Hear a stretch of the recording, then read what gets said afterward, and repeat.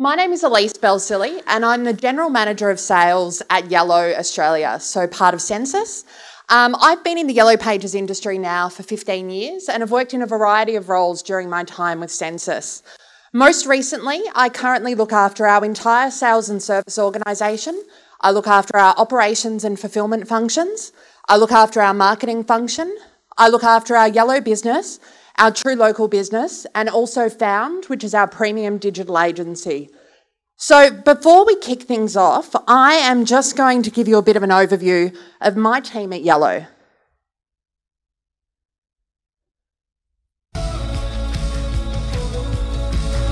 "385 team members, 119 feet on the street, in 45 regions across the country, almost 2,000 phone calls each day, an average of 370 free ad sign-ups every week. We are sales. We are service. We are product. We are marketing. We are operations. We are the champions of Aussie SMEs. We are Yellow. So I thought it was helpful before I kick off to give you an overview of my team back at Sensis in Australia at Yellow. Having been with Yellow for 15 years, the reason that I still passionately love the business today is the same reason that I loved the business 15 years ago. I feel like each and every day we have an opportunity to make a difference in the lives of small to medium businesses in Australia. And for me, that's something that I'm super proud of, and I think something that everyone in my team is really proud of. So, imagine a world at Yellow, and this is really to kind of embed what our vision is for the future. We've got 100,000 customers that deal with Yellow today right across Australia, and we are their small business marketing partner. We look after their advertising, we ensure that their phone's ringing, we ensure that they're busy, but we also need to make their lives easier. Running a small business is really difficult. From bookings and quotes and managing a CRM and all of the pieces that get involved for running a small business is tricky. And we really want to be the partner of the customers that we deal with. So the question we ask ourselves is, how does Yellow win in 2020? So one of the things that we've realised is the way in which we service and deal with our customers has changed. We've gone from being a Yellow business that sells a Yellow print product to being a business that sells many dozens of products and services to our customers. The servicing pathways that we deal with our customers are long and fragmented, and it's a really tricky journey to manage those experiences. So one of the things that we've realised is we need to continually evolve and develop the products and services that we're bringing to market and the service that we deliver to our customers, because in a world at Yellow, there are multiple businesses across Australia that manage the same products and services that we do, excluding the Yellow component of it.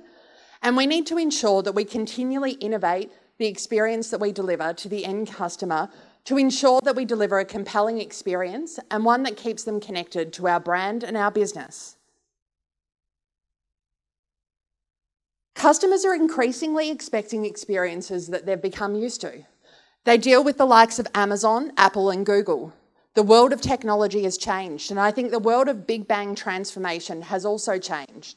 With the likes of Apple delivering app updates every few seconds or every couple of days means that we need to continually, perpetually innovate and evolve the way in which we deal with our customers.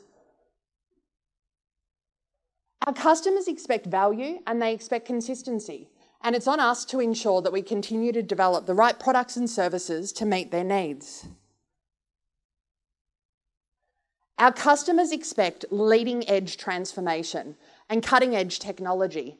And one of the things that we've realised is we need to continue to evolve and develop the products and services that we continue to deliver to our customers. One of the slides we missed earlier was, Yellow has been around since 1880. And in 1880, we delivered the first print directory in Australia. It was a print directory that had 44 telephone numbers in it, and it connected those 44 businesses to to organisations and consumers right across Australia. It was innovation back in 1880, and we've continued to innovate since then. In the early 90s, we developed the Yellow Online portal and platform, And from there, we continued to develop a number of products and services we've released into the market. One of the things, though, that we've been doing a lot of lately is listening to our end customers. Over the past 10 months this year, we've spoken to more than 1,000 customers that we do business with, understanding the pain points and friction points that come with running a small business. We want to understand what keeps them awake at night, what stops them from doing the job that they were employed to do. For most of these businesses, they were a painter who loved painting or a plumber who loved plumbing. They didn't necessarily set out to be a small business owner. They didn't set out to be an accountant, to be a bookkeeper, to manage the office and do all of the other things. And one of the things that we really quickly realised is that their actual time spent working in the business was only about 16 hours a week. The vast majority of their time was spent working on things to keep that business afloat. So we realised not only did we have to deliver them quality customers to support their business, we also really needed to make sure that we were partnering with them to remove those friction points to ensure that they could deliver exceptional quality products and services to their customers. But we also needed to ensure that we were able to kind of solve those moments of truth, the pain points that keep them up at night, to ensure that we remain relevant in the market. So now that we had an end-to-end view of our customers and the experience that they had with our business, we had to set out to perpetually transform our business, ensuring that we continued to evolve the products and services that we offered, but most importantly, the service and experience they have when they deal with our business. We needed to ensure we had speed to market. So in 1880, when the print book was first launched, we were an innovator. We were the first company to deliver a telephone directory in Australia. But since then, the Australian consumers and SMEs in our marketplace demand us to have the most cutting-edge, leading-edge technology. We need to be timely, we need to be relevant, we need to ensure that we continue to develop and partner along the way to ensure that we make their business a success. And one of the things that we realised was that we couldn't do it alone. When we set out to build a new product or service, we would spend years building out the product, and by the time we took it to market, it wouldn't be as relevant anymore. So one of the things that we've set out to do is to not only just build new products and services, but where it makes sense, really partner with vendors and suppliers who are experts at what they did to ensure that we would remain timely and relevant throughout the journey. So ultimately, our life is to make the lives of our customers easier. We want to make sure that they have an ability to have a successful business, and we want to ensure that their relationship with our business is really seamless, easy, and frictionless. By understanding an SME's position, we can provide them with better ways to manage their business. We provide them with advice beyond marketing services, beyond making their phone ring. We provide them with advice around how to manage their bookings, how to manage their quotes, how to manage a CRM, how to communicate with their customers, whether it be via EDM campaigns or however they engage with their marketplace. And so it's really important for us that we continue to deliver, I suppose, opportunities for them to drive efficiency into their business. So one of the things I thought would be useful was to also have a look at how our consumers are finding the customers that we do business with.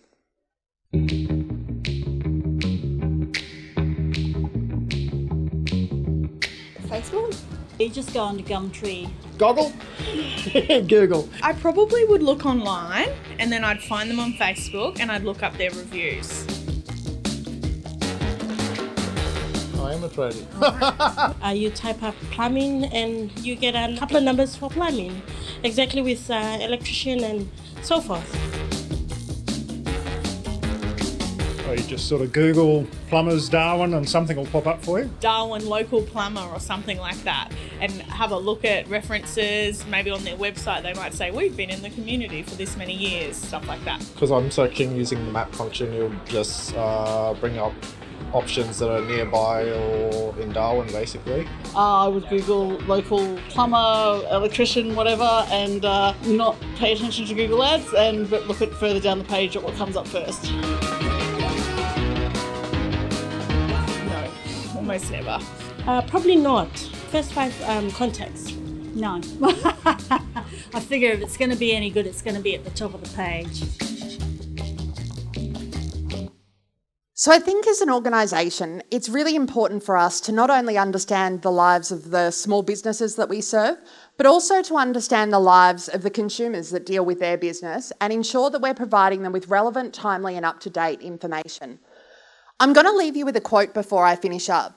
And really, the quote is it can be interpreted in many ways, but my interpretation of it is, don't underestimate the value of small incremental change that you can make in your businesses, because that change will have a fundamental impact on the businesses that you guys engage with and deliver with. Thank you. So the floor is open to questions if anyone wants. We got one already. That was fast. Yeah. It was fast. So interesting note about the 16 hours a week that they're spending on the actual business that they got into business to do, like painting houses, et cetera. We actually use a similar stat. I forget who it was from. Neil, you remember? You made it up? No, I think it was from Intuit, actually, and they did a similar study. It was very similar to that number. Yeah. And that's the pain point to solve. It is the pain point to solve, because I think when you go out and deal with a small business, and I think the thing that I really make sure in my role that I continue to do is I mandate myself every single week to go out on the road and see a single customer. Whether it's out on the road face-to-face in an appointment, whether it's in the call centre and I'll jump on the inbound phone queue for half an hour and actually take calls. But I think it is really important to understand the businesses that we solve, because for a lot of businesses, whether it's financial impacts, whether it's they're not so great at managing the administration that goes along with running a business, and most people enter a business because they've got a passion and a fire in their belly to do something, and all of the other kind of complexities that come with a business can be really overwhelming for a small business owner. And so I think it's on us to help them navigate those complexities and kind of make life easier for them. Peter, do you have a mic? Okay. Yeah, first a slightly facetious question. You mentioned 119 feet on the street. Now, does that mean 119 people, or does one of your guys have one leg? No, that is 119 people working across Australia in many different locations. So we've got face-to-face reps in all locations right across the country that look after our premium and top-end customers. A more serious question. You're still using the Walking Fingers logo. What's... We are still using the Walking Fingers logo. So I think for us, there's something proud that comes with the Yellow brand. And I think when you go and talk to Australians, Yellow's been around since 1880. And that brand really resonates with the businesses that we serve. And I think we, for quite a number of years, went out under the Sensis brand. But a lot of our customers would refer to us as Yellow or Yellow Pages. So earlier last year, we decided to lead with Yellow, and strategically we decided to drop the pages off the end, because I think as an organisation today, we are far more than just the print book, and the print book still makes up a significant component of our business, along with many other products and services that we use for our Australian customers. So you mentioned that before you used to take a long time building a product, and then when you brought it out, it was almost too late. How do you fix that? And how have you, I mean, that's really hard to do. Right? It is in really hard to do. In your big organization, all the process that you put in place to actually put a product in the market. How do you actually execute on delivering it much faster? Yeah, and I think one of the things that we decided to do was where it made sense to partner, and to partner with people that have exceptional products and services in the marketplace that we can leverage, that can really support us. And where it's kind of our heartland and our strength, we will continue to develop products ourselves. But I think for quite a long time, we were trying to do it all and trying to build out lots of products and services. And I think ultimately, you were not delivering exceptional products and services every time. And by the time we deliver something, someone would have something that was far more exceptional than what we had in the marketplace. So I think we have a commitment to the 100,000 businesses that we serve to ensure that we deliver them the best products and services, that those products and services are of a really high standard and a really high quality, and that we support them in their business and make sure that it is cutting edge and kind of leading technology, and not necessarily always something we built ourselves, but sometimes it is something we built ourselves. We definitely did. And I think as an organisation, we'd spent quite a while building things ourselves. And I think if anything now, our biggest investment is now in people. So it is in the people that serve our customers. And we'd rather invest in those people and partner with people who are exceptional at what they do. Hi. I love the presentation, by the way. Thank you. Super cool. But now that you've made this transition to digital and to allow people to search online, what's the next biggest challenge that you have? So for us, and I think one of the slides we did miss out on was almost the kind of timeline of things that we did. For quite a number of years, we would be able to have kind of 5 years lead time before we did that big next transformation or that big next piece of innovation. And if you look at what we've delivered over the past 12 months, we've probably delivered 10 or 15 different things, from bookings and quotes to a CRM to an invoicing system. We've delivered so many opportunities for our customers. And part of that is almost that kind of speed to market piece that we need to ensure that we nail. And I think gone are the days, oh, my slide has appeared. Gone are the days when you can kind of have that lead time. Like in essence, we had more than 100 years between when our print product was launched and when our digital platform was kind of stood up. And over the last couple of years, we've had to develop so many products and services, some of which we deliver ourselves and some of which we kind of partner with experts to support us in doing. Hi, Elise. Wonderful presentation. I love the fact that you've gone back to your roots with yellow, because as I've had the opportunity to go around the world and talk with various organizations and go on ride-alongs for sales reps, they invariably have to fight this idea that they are actually the yellow pages first, right? So you have to get beyond that first before you can offer these new innovative products that you have. But my question was this: you've done a wonderful job, I think, in your company of maintaining still quite a bit of revenue in the print and then transitioning to the digital products. So it's kind of a twofold question. What have you done, or how have you been able to maintain the revenue in the print without losing that money? Because a lot of companies have simply switched from print directly to digital and lost a ton of money that way. And then how have you positioned yourself as well going forward to keep selling the online product? Because you have also a tremendous online product there as well. So that might be unique for you in many ways. Yeah, so it's an interesting question. So for us, from a print perspective, print still makes up a significant component of our business. So about 30% of our revenue today exists in our print offering.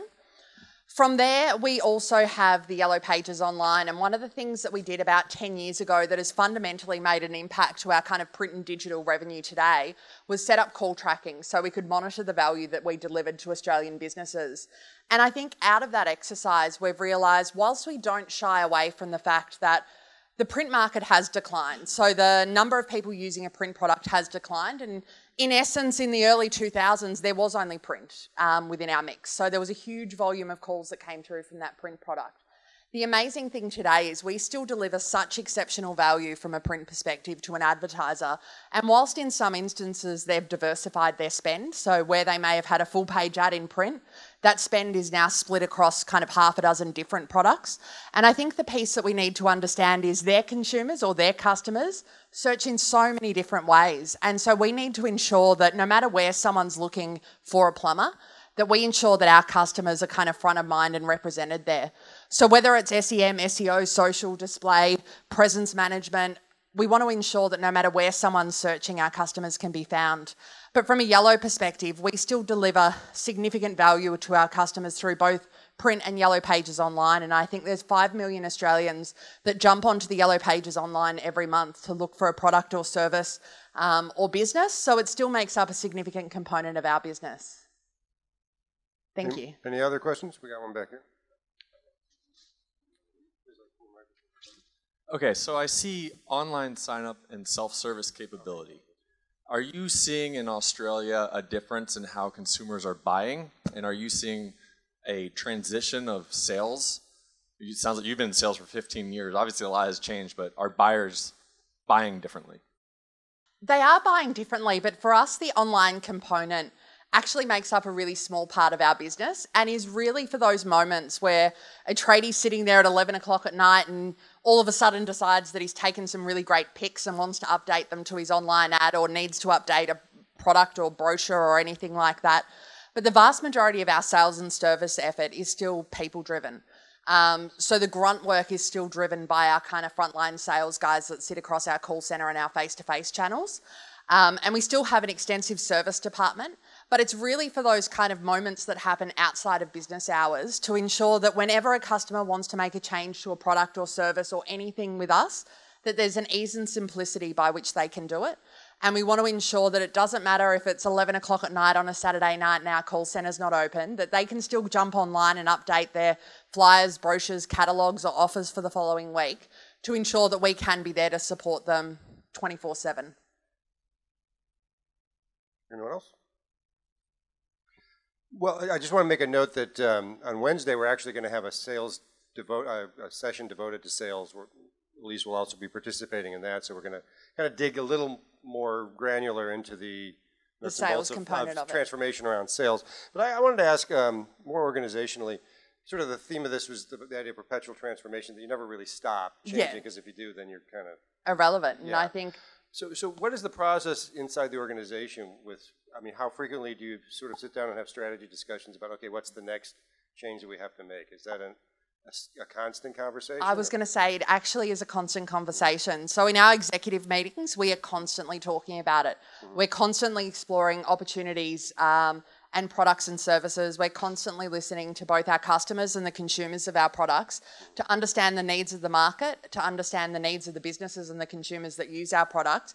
And we would be constantly evaluating many dozens of opportunities on a continual basis for how we can improve it. So I think for us, it has been a really big transformational change over the last few years, because I think previously you would kind of set out with a really great strategy, you'd have a really big capital investment, you'd go and build something that took a really long time to build, and it would consume kind of the dialogue, whereas now it's a constant dialogue that we're continually looking at ways to kind of innovate and evolve the products and services that we have in the marketplace. You can't afford to have like a year lead time on... We cannot afford to have a year lead time. Even a few months. Okay, and last chance for a final question. The other thing I want to ask is... kind of gets into some things we'll be talking about tomorrow, and I'll be presenting on this, and there'll be some other discussions around this idea of tech adoption of small businesses and how they're using apps to run their business more and more and more, and a lot of these apps are increasing the amount of services that they build into the solutions, and you're obviously offering competitive solutions. But who do you see your competitive field as now, and how is that different than it was a few years ago? Has it changed dramatically, or is it? I would say it's changed significantly. So I think if you spoke to me when I started in this business, I could probably name our competitors on one hand, and they were kind of the big players in the Australian marketplace. And I think the difference today is there are tens of thousands of competitors that we have out there, and there's not one big competitor that we compete against, because someone's brother's cousin's friend builds their website from home who's a university student, or so people can get products and services from so many different places now. And so really I think there's not one big competitor. It's making sure that we're kind of timely, relevant, and super kind of quick to market, and that we have that speed to market so that when someone's looking for something, that we can anticipate what they're going to be looking for tomorrow. All right. Last chance. All right, well, join me in thanking Elise, and we'll Thank you very see more of her later in the show.